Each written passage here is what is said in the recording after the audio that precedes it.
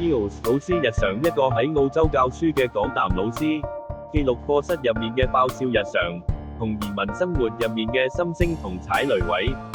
上堂嗰陣要專業，教電腦，帶 project， 幫學生追夢，收咗課之後就變身，打怪評短，超市特價尋寶，仲要做人心理輔導。呢度會分享澳洲老師真實工作日常，港人、華人移民澳洲嘅金股與笑點教學趣事，學生金句比賽背後故事，教書 vs 生活平衡，點樣邊爆肝邊生存？如果你想知道澳洲老師係咪真係好好賺，好超諗緊讀書、教書、移民落澳洲，又或者純粹想睇老師尷尬同出事現場，歡迎訂閱澳洲老師 E 日常，一齊用笑聲頂住個 semester。Hello， 大家好，我係 EOZ， 歡迎嚟到澳洲老師 E 日常第一集。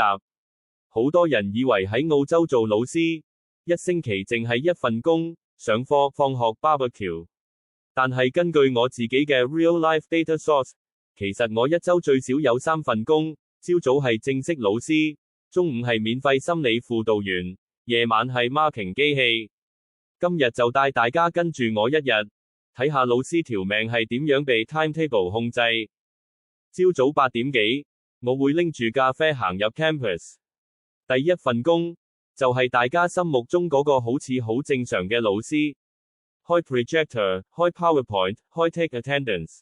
不過現實係，通常 projector 會先問我 no signal， 有學生會望住我 Sir， 你唔係 IT 老師咩？我心諗係啊，但我唔係同 projector 拍拖嗰個 engineer。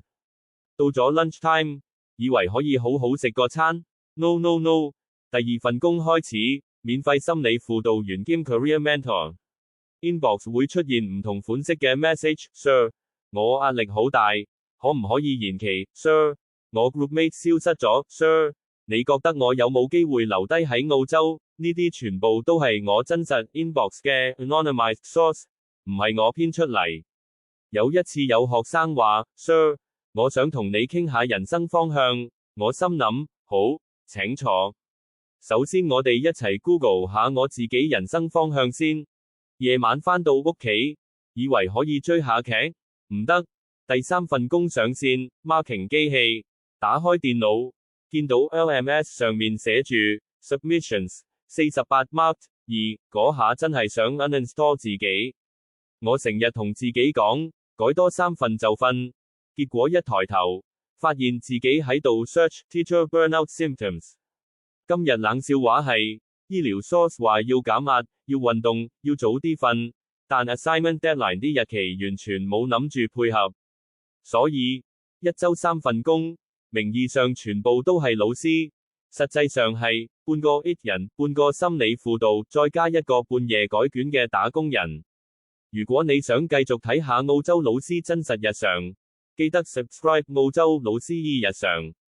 下一條片，我會數一數學生最常問我嘅10句說話，當中第7句，真係聽到想笑又想喊。我係 EOS， 我哋下一集見 Tilda。